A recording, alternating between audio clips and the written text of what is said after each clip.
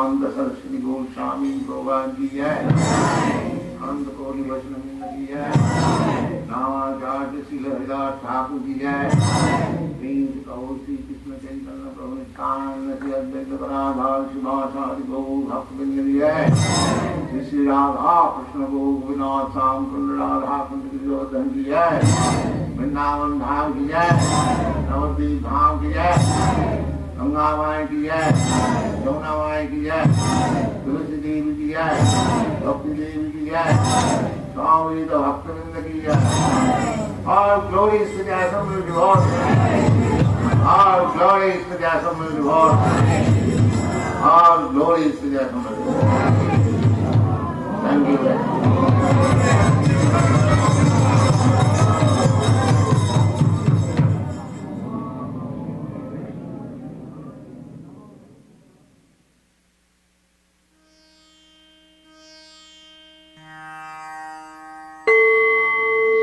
After describing to Dhritarashtra the fights which resulted in the death of his sons, Sanjaya fell silent. The blind king was weeping once again, beating his chest and tossing about on his great throne. Alas, everything is my fault. Oh, why did I not listen to Vidura? Where is my learned brother now? Where will all this end, O Sanjaya? What refuge is there for an old and weary man, bereft of his sons and other relations? Sanjaya tried to console the monarch as he vented his grief, but he had little to say. The battle was taking its inevitable course.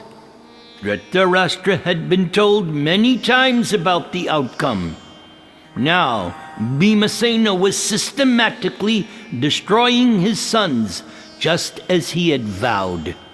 But would even that make Dhritarashtra realize his fault? His self-condemnation was certainly nothing new. Every time the Kauravas suffered a reverse, Dhritarashtra expressed his remorse. But those feelings dissolved whenever he heard that they had won a battle. As the king's sobbing subsided, Sanjaya continued describing the battle in full. Sure enough, as he described how Bhishma was coursing through the battle like death personified, the king became enlivened.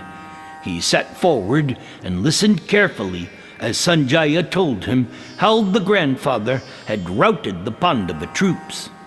But then Sanjaya told Dhritarashtra the episode which took place in Bhishma's tent. Dhritarashtra was aghast. Why has the grandsire revealed how he may die? How can that be his duty? I think he has become weary of the fight. Surely he is favoring Pandu's sons over mine. Alas, I do not think I will be able to hear next day's fighting, bringing as it is the fall of such a hero. Dhritarashtra's wailing again filled the empty chamber where he and Sanjaya sat. They echoed mournfully around the hall as Sanjaya looked across at the ornate seat where Bhishma used to sit.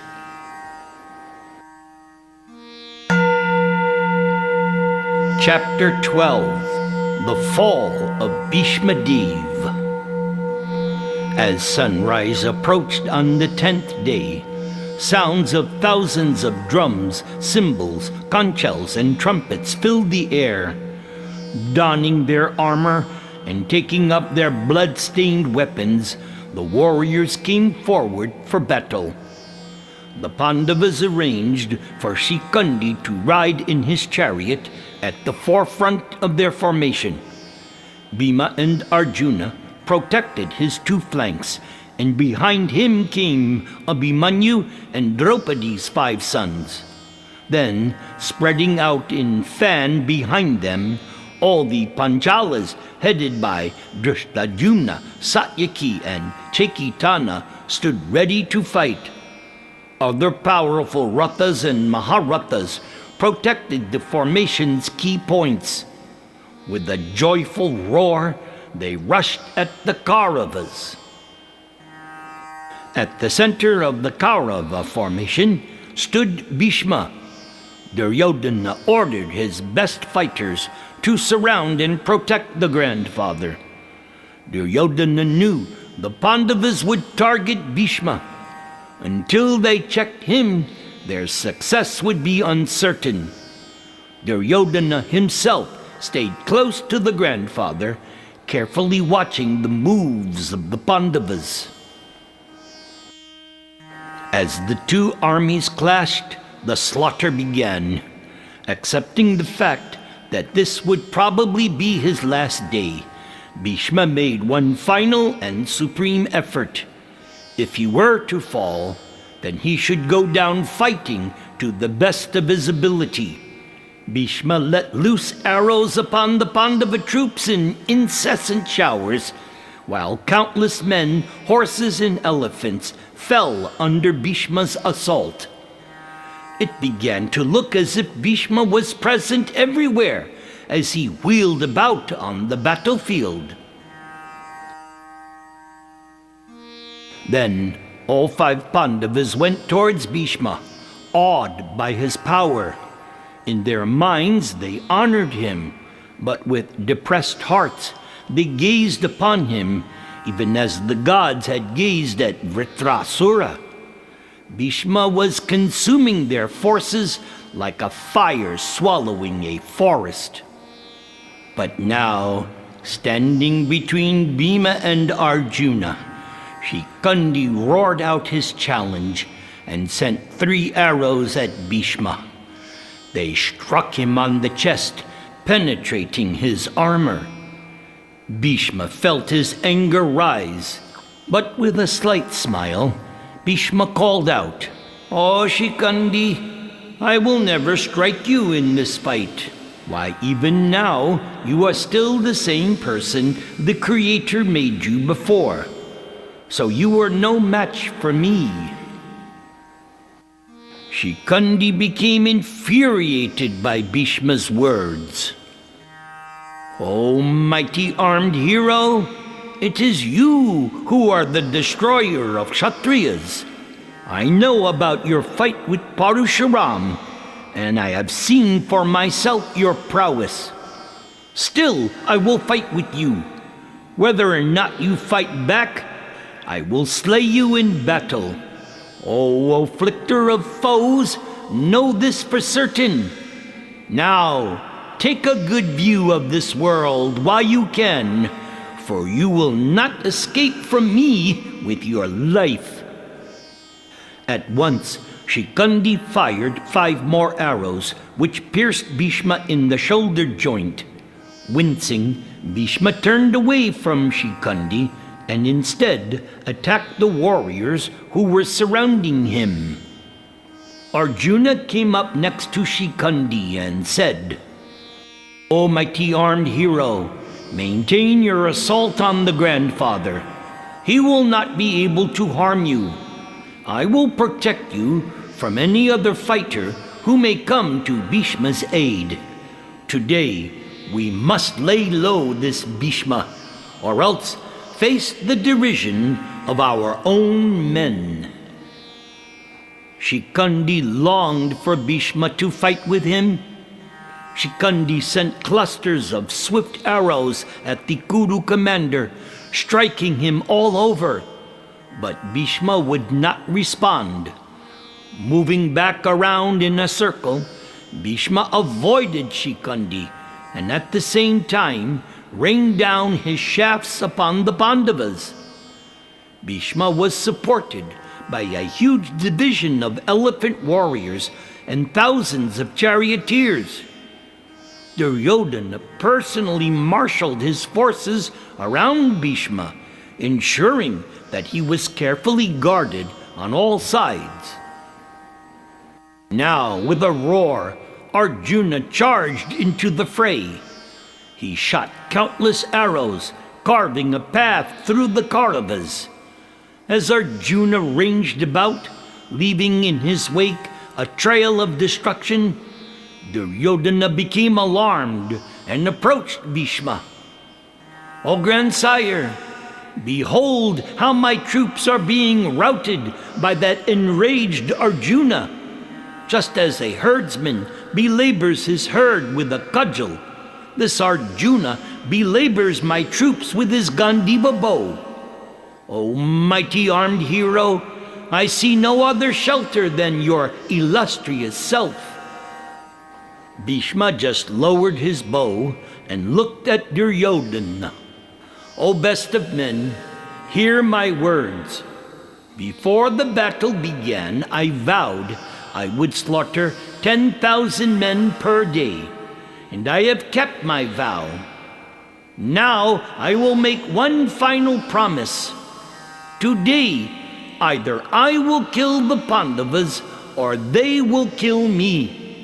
By throwing off my mortal coil in the thick of battle, I will finally liquidate the debt I owe you, arising from the food you gave me." And without another word, Bhishma moved off and began scattering arrows among the Pandava forces. Like the sun planet drawing moisture with its rays, Bhishma robbed the strength of all the heroes who approached him. Having slain 10,000 swift-moving elephants and 10,000 chargers with their riders, as well as a full 100,000 infantry, Bheshma-deva stood on the battlefield like a smokeless fire. Indeed, the Pandavas could not even look at him. Again, Arjuna enthused Shikandi. "Go towards Bhishma, O hero. Do not fear. I will dislodge him from his chariot with my sharp arrows." Once again, Shikandi challenged Bhishma, followed by Drishtadyumna, Abhimanyu, Drupada, and Virata. Arjuna, Yudhishthir, and the twins flanked them and joined the charge. The Kuru warriors, however, checked their advance. There was a terrible encounter between the enraged warriors. Arrows, lances, darts, and maces flew through the air, and the screams of the soldiers, mixing with the clash of the weapons, was intolerable.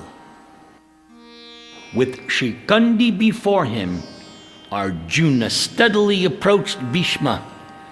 Noticing Arjuna moving with determination towards the grandfather, Dushashan came before him. He checked Arjuna with a volley of shafts. Dismissing any fear from his mind, Dushashan withstood the Pandava like the shore resisting the ocean. The two fighters contended like Indra and Maya Asura meeting in the celestial realm in days of yore. Dushashan stopped Arjuna with 25 arrows and then struck Krishna with 3 more. Seeing Krishna attacked only incensed Arjuna, so he shot 100 long shafts at Dushashan. Penetrating his armor, those shafts drank his blood and made him gasp with pain. Without delay, Dushashan sent back 3 arrows, striking Arjuna on the forehead.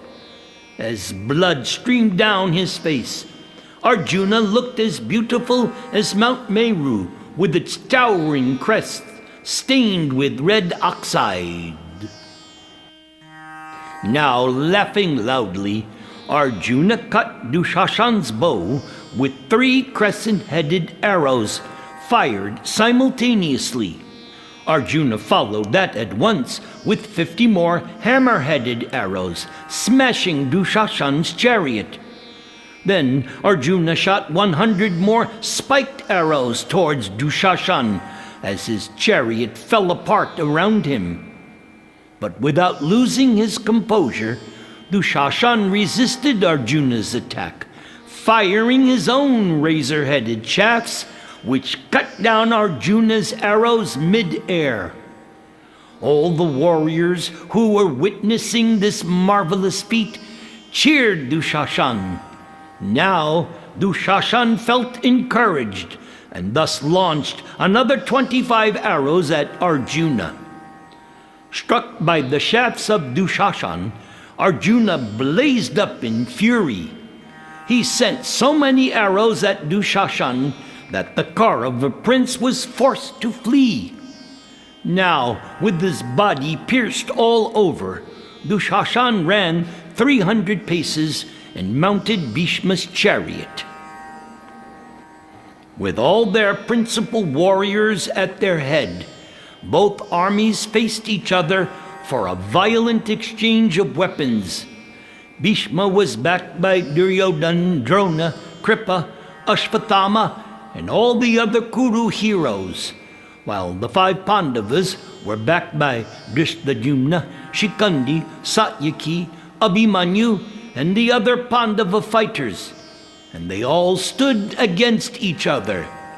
They fought just like the demigods and the Asura demons. Watching the fight, Drona spoke to his son, stationed by his side. "My dear Ashvathama, it seems Arjuna will exert himself fully just to destroy Bhishma. See how he targets the grandfather again and again, keeping Shikandi by his side. Oh, I am seeing many evil omens. Why, my arrows seem to fall from my quiver and will not fit themselves to my bow. And I feel my enthusiasm waning. All around us, I hear the cries of carnivorous birds and beasts. Why, even the earth seems to cry out in pain, and the sun is dim. Though clad in bright armor, these kings on our side do not shine.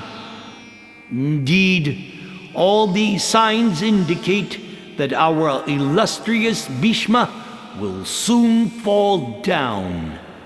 My dear son, this is not the time when dependents should think of their own lives. Fixing your mind upon heaven, Ashvathama, confront the roaring Dhananjay. That hero, bedecked with the crown, is agitating our army just like a storm tossing the waves of an ocean. Listen to the cries of men and the constant cracking of his bowstring. Go quickly, exert yourself fully to check your godbrother before he destroys all of us." At once, Ashvathama moved off, supported by Shalya, Kripa, and Bhagadatta, along with another 6 Kaurava Maharathas. All 10 warriors advanced in one body towards Arjuna. But Bhimasena challenged them when he saw their intention. All 10 of them trained their weapons upon Bhima, but he remained unmoved by their attack. Bhima cheerfully assailed every one of them with his own arrows, each of which resembled one of Indra's blazing lances. The Kaurava warriors found themselves completely engaged by Bhima alone. With roars of delight, Bhima held them at bay. While other battles raged around him, Arjuna focused on Bheshma-deva's chariot. After beating back an attack from Susharma and his brother Chitrasena, Arjuna rushed at Bhishma like an elephant rushing at another elephant for the sake of a mate. Quickly, Bhagadatta placed his elephant in the way of Arjuna, but Arjuna sent it reeling with a volley of swift arrows. Then Shikandi was once again before Bhishma. He rained countless arrows on his chariot, and still Bheshma-deva refused to fight with Shikandi. Instead, Bhishma tolerated the attack patiently, all the while maintaining his assault on the soldiers supporting Shikandi. Bheshma-deva resembled Rudra-deva at the end of the creation. Anyone who came within the range of Bhishma's arrows could not escape. Only Arjuna was able to withstand the attack of Bhishma, and so he approached him along with Shikandi, who was still unharmed. And when only Arjuna and Shikandi were left standing against Bhishma, Shikandi pierced him in the chest with 10 broad-headed arrows. Bhishma gazed at Shikandi as if to burn him by his look, but still he would not attack. Urged on by Arjuna, Shikandi attacked Bhishma more and more fiercely. Arjuna also shot his golden-winged arrows at the grandsire. But Bhishma fought only Arjuna, disregarding Shikandi's arrows, which were wounding Bhishma in every part of his body. As Arjuna and Shikandi bore down on Bhishma, Dushashan came again to protect him. Cheered on by the Kauravas, Dushashan single-handedly resisted the arrows of Bhishma's 2 assailants. Other charioteers then came up to support Arjuna, but Dushashan struck them down. Dhritarashtra's second son exhibited now his prowess, allowing Duryodhana to marshal more troops for the protection of Bheshma-deva. Arjuna was infuriated. Losing all patience, Arjuna sent arrows which struck Dushashan like thunderbolts, tearing off his armor, sending it crashing to the ground. The Kaurava fell from his chariot, got up and ran away. By then, a large number of Kaurava warriors had come to surround Bhishma. Numerous tribes of barbarians, clad in animal skins, clutching bludgeons and spears, all rushed towards Arjuna. Thousands of other soldiers galloped forward, screaming their battle cries, hurling spiked lances. But not caring for their attack, Arjuna sent flaming arrows charged with mystic power. Sheets of fire-tipped shafts swept through the barbarian ranks. They fell by the thousands, making the ground impossible to traverse. Those who were not slain turned back and fled. Again, Arjuna turned his attention to Bheshma-deva, who was now supported by Duryodhana, Kripa, Shalya, and a number of Dhritarashtra's other sons. All those Kuru heroes trained their arrows upon Arjuna. The other 4 Pandavas attacked Bhishma's protectors. Numerous Kaurava fighters were struck down by Pandu's sons as they fired their searing shafts. Bhishma and Arjuna contended like 2 lions. Neither could find any gap in their opponent's defenses. Both invoked celestial weapons, which the other neutralized, and each praised the other's prowess as they fought. Arjuna covered Bhishma's chariot with arrows. Taking the opportunity, other Pandava fighters came forward to support Arjuna. Backed by innumerable chariots, Bhimasena, the twins, Drishtadyumna, Satyaki, Abhimanyu, and other principal Pandava warriors, including Ghatotkacha, all pressed forward in the battle. Duryodhana and the best of the Kaurava warriors met them. Coming out from underneath Arjuna's attack, Bheshma-deva assailed every one of the heroes who came towards him. With one razor-headed shaft, Bhishma slew Shatanika, the beloved brother of Virata. Bheshma-deva rained down death-dealing shafts which destroyed Shatanika's entire division of chariot warriors. At the same time, Bhishma held off Arjuna's attack, as well as the attacks of the other fighters. The old Kuru commander seemed to be sporting as he battled against hundreds of warriors, dancing on the terrace of his chariot as if Bhishma had regained his youth. Like the rising sun dispersing clouds in the sky, Bhishma dispersed the Pandava forces with his sun-like arrows. Untouched by Bhishma's attack, Shikandi moved closer to Bhishma's chariot. From time to time, Bhishma would throw a deriding glance at Shikandi, but Bhishma focused his energy on slaughtering the Pandava forces. He was well aware that the Pandavas had decided to bring him down this day, and so they pressed in on Bhishma from all sides. Like clouds covering the sun, the Pandavas surrounded the old Kuru fighter, throwing their weapons at him.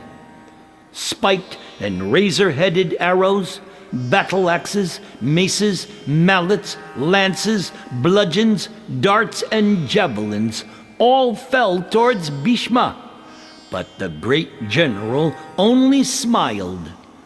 His armor was shattered, and he had been pierced many times.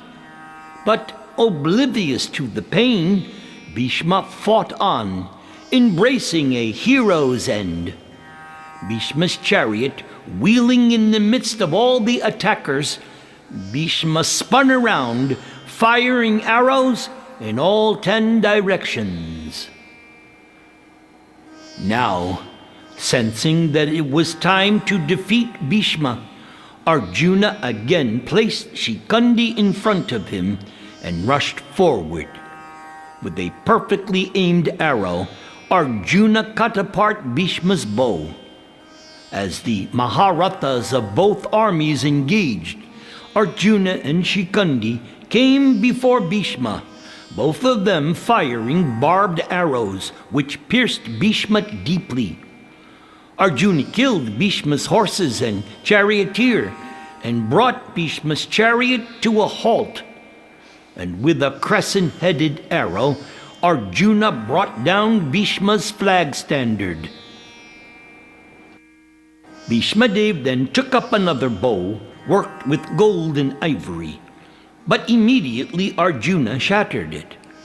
Without a moment's delay, Bhishma hurled a lance at Arjuna, but Arjuna fired 5 broad-headed arrows which broke the lance into 6 pieces. They fell to the earth like forks of lightning. Arjuna thwarted all of Bheshma-deva's weapons. Bhishma looked at Krishna, who was expertly guiding Arjuna's swift-footed horses.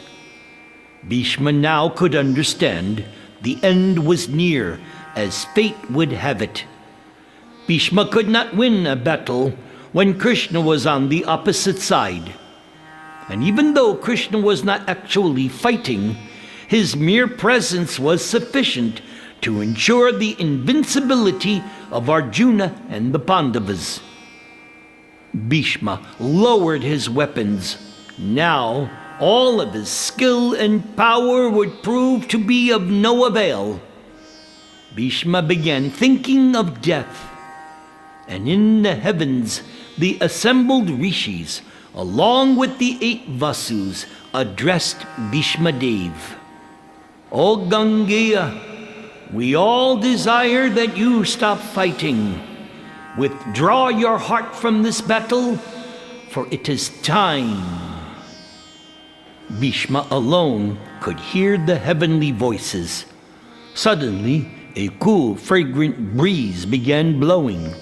Celestial drums resounded, and flowers fell from the sky.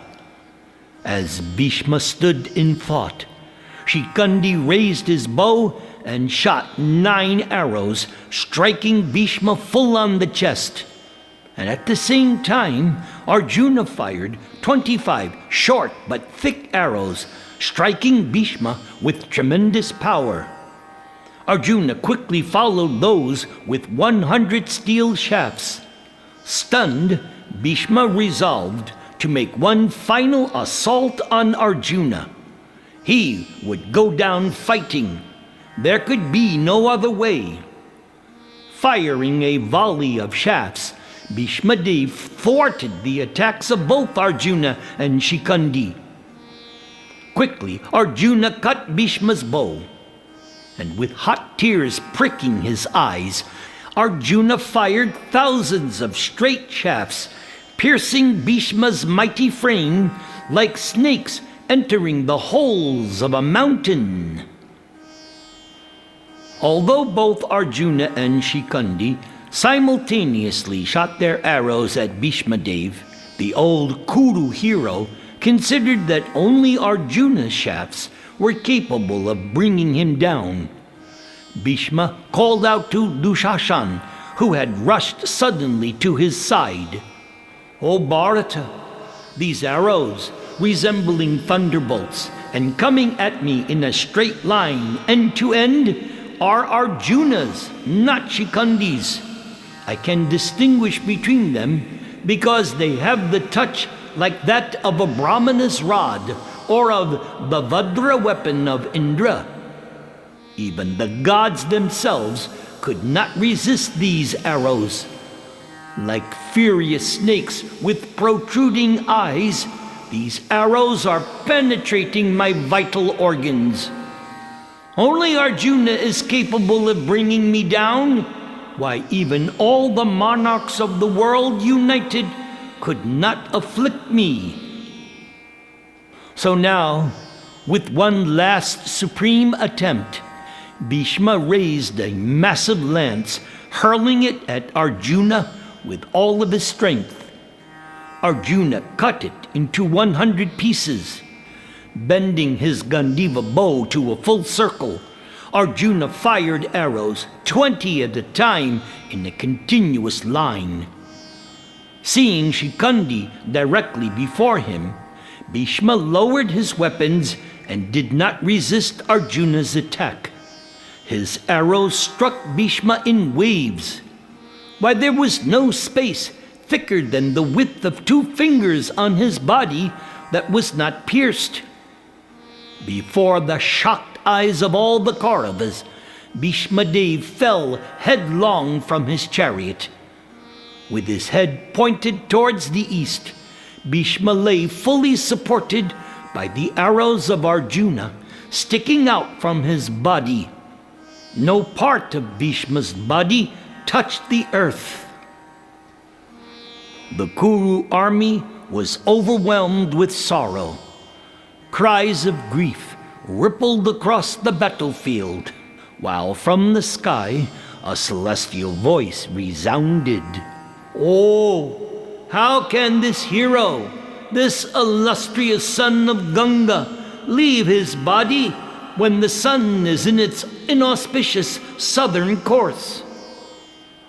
No, I am still living.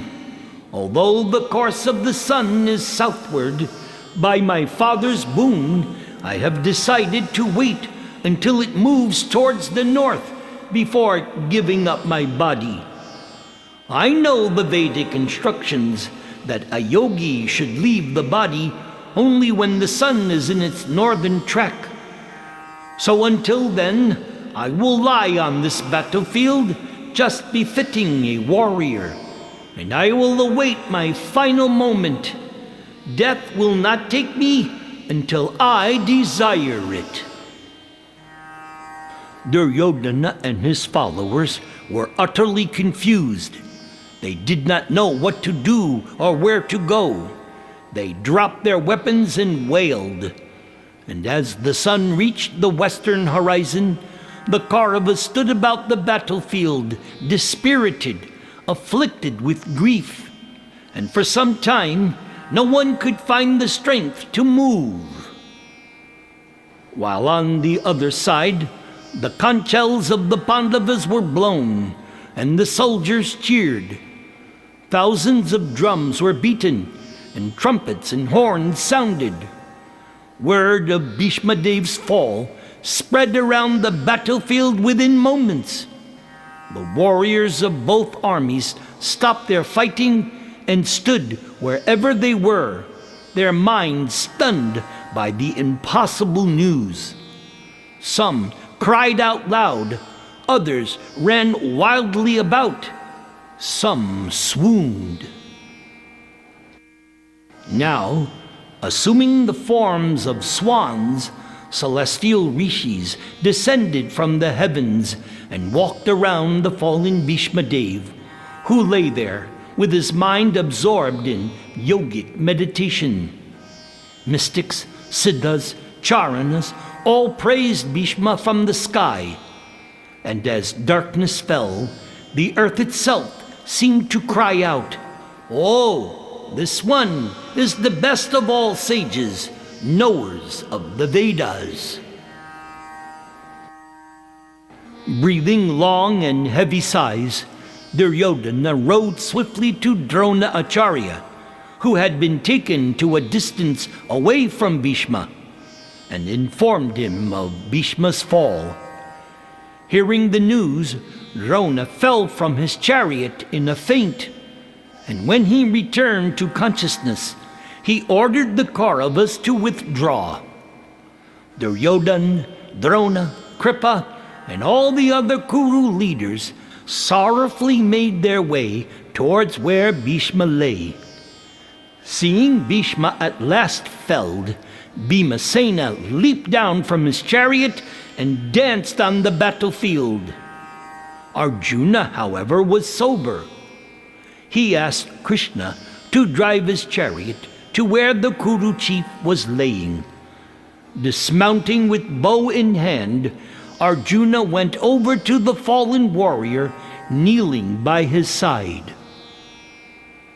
"O grandsire, please instruct me.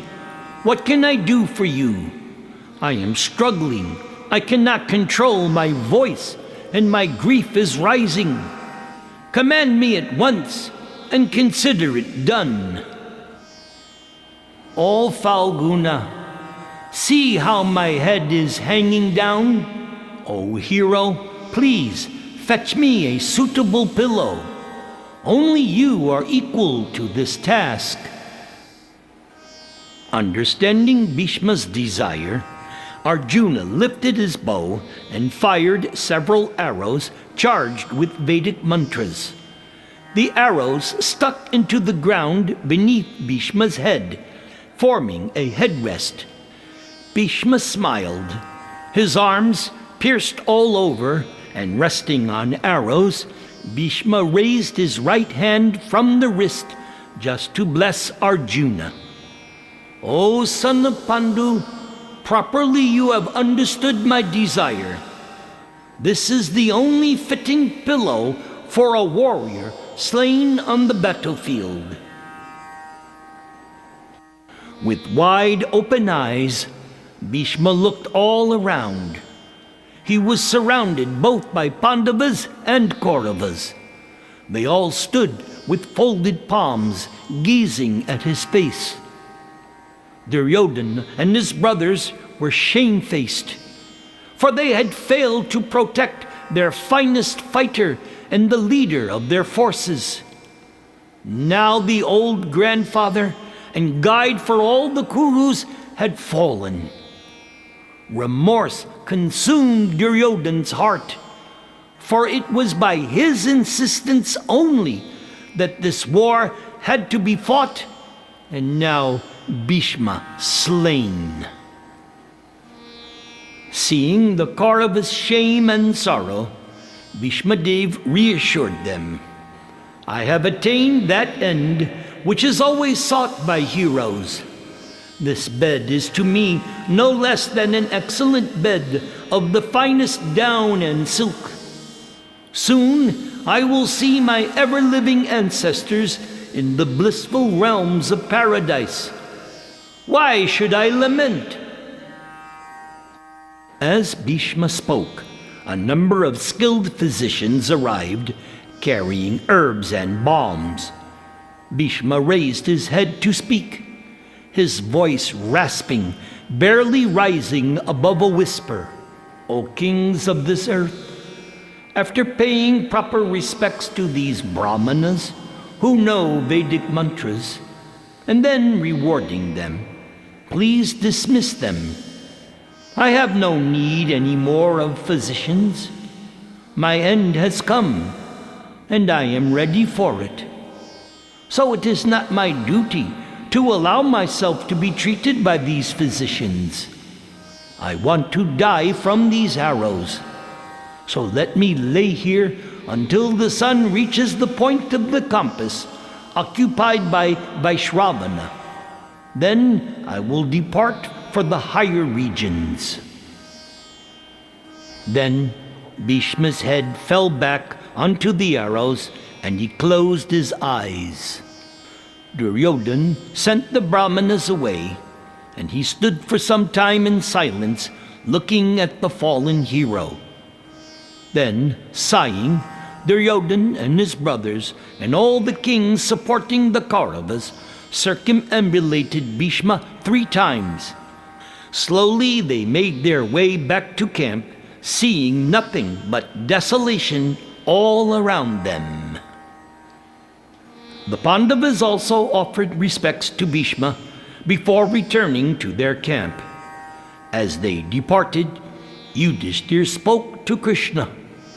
"O Janardhan, surely victory comes to a man through your grace, and defeat overtakes a man through your wrath. You are the exclusive shelter for all of us, and you assure your devotees of your protection. O Madhava, nothing is wonderful for one who has taken shelter of you. O Ajata Shatru, O foremost of all the earth's rulers, these words could only have fallen from your lips." Now, feeling confident that they would soon attain victory, the Pandavas rested for the night, while the Kauravas lay tossing in grief.